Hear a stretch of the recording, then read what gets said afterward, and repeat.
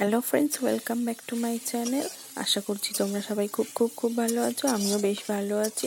আরও একটা নতুন ভিডিওর সঙ্গে তোমাদের স্বাগতম। আজকে হলো আমার বড়মশাইয়ের জন্মদিন, 28শে নভেম্বর। ডেটটা বললাম কারণ ভিডিওটা তোমাদের সঙ্গে দেরিতে শেয়ার করছি, তাই। তো জন্মদিনে কিন্তু সেরকম কিছু হচ্ছে না, তো কেক টেক নিয়েও হচ্ছে, কিন্তু জন্মদিন পালন হচ্ছে না। শুধু একটু ভালো মন্দ রান্না করছি, এই যা। কিছু বলছিস?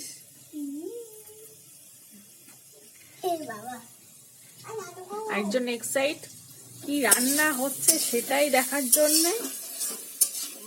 কি রান্না করছে মা, কি রান্না করছে রান্নাঘর থেকে নড়ছেই না। আবার টুল নিয়ে নিয়েছে, দাঁড়িয়ে দাঁড়িয়ে দেখছে। তো বাণীকে তো দেখতে পেলে, বাণী কত এক্সাইটেড। একটু ভালো মন্দ রান্না করলে না, বাণী একদম নড়তে চায় না রান্নাঘর। এমনিতেই আমি রান্নাঘরে ঢুকলেই ও রান্নাঘর থেকে বেরোতে চায় না। ওই ওখানেই দাঁড়িয়ে থাকে, ওখানেই বসে, কখনো সিঁড়ির ওপরে উঠে বসে, দেখে আমি কি রান্না করছি। তো জন্মদিনটা পড়েছে বৃহস্পতিবার। আমাদের বাড়ি তো বৃহস্পতিবার নিরামিষ খাওয়া হয়, আমিষ একেবারেই চলবে না। তো ভাবলাম কি করা যায় কি করা যায়। তাতে কিছুটা চাল বেঁচে গেছিল, তো বিরিয়ানি করার জন্য যে চালটা এনেছিল সেটা তো আর বিরিয়ানি হয়নি। তোমাদের তো ভাইফোঁটা শেয়ার করেছিলাম, দেখেইছিলে ভাইফোঁটাতে কি রান্না হয়েছিল। তো সেই চালটা একটু বেঁচে গেছিল, সেই চাল থেকেই ভাবলাম একটু ফ্রাইড রাইস করা যায় আর পনিরের তরকারি। তো ফ্রাইড রাইস আর পনিরের তরকারি কেমন হবে বলো তো? পুরো জমে যাবে না? আমার বর তো দেখে খুব খুশি হয়ে যাবে। তো আরেকটা কথা বলে দিচ্ছি, আমি কিন্তু কিভাবে সেলিব্রেশন করেছি সেটাই তোমাদেরকে দেখাতে পারলাম না। হচ্ছে কারণ আমার বড়মশাই আসতে একটু লেট করেছে, অনেকটাই রাত করে দিয়েছে, তাই জন্য কিভাবে সেলিব্রেশন করলাম দেখাতে পারলাম না। সেরমভাবে খেতেও পারেনি, পরের দিন খেয়েছে।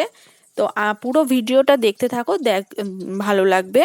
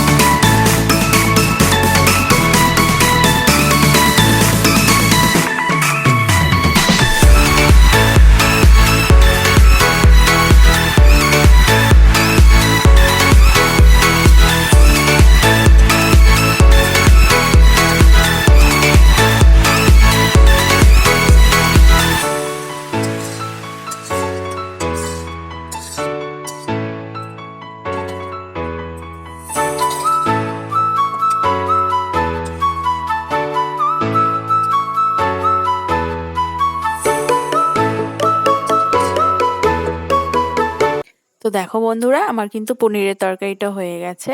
তো দেখতে কত সুন্দর হয়েছে না, আর খেতেও কিন্তু খুব সুন্দর হয়েছে। তো এই ছিল আমার ভিডিওটা ভালো লাগলে অবশ্যই লাইক কমেন্ট শেয়ার করে দিও।